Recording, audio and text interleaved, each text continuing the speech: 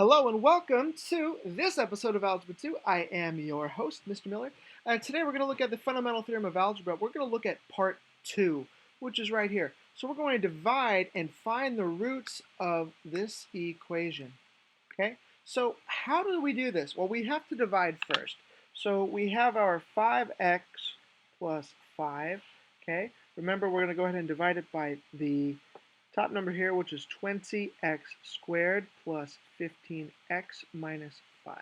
Okay, let's do our division. So we have a 20x squared, but we have a 5x. So something times 5x gets me 20x squared. That would be 4x. 4x times 5 is 20x squared. 4 times 5 is positive 20x.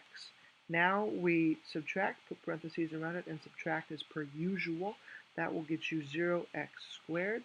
Okay, 15, and we're subtracting a 20x. This could be negative 5x. Okay, now we have a 4x and a 5x.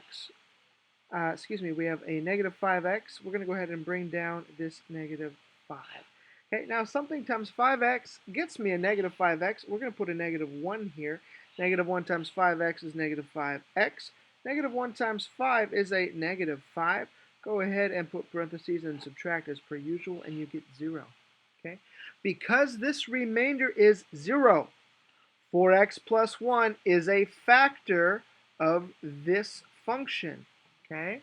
So what we can say is, all right, we want to find the root. The root is where x is 0. All right, so we have 5x plus 5. Set that equal to 0. Go ahead and solve it. 5x equals negative 5. X equals negative 1. You have a root there.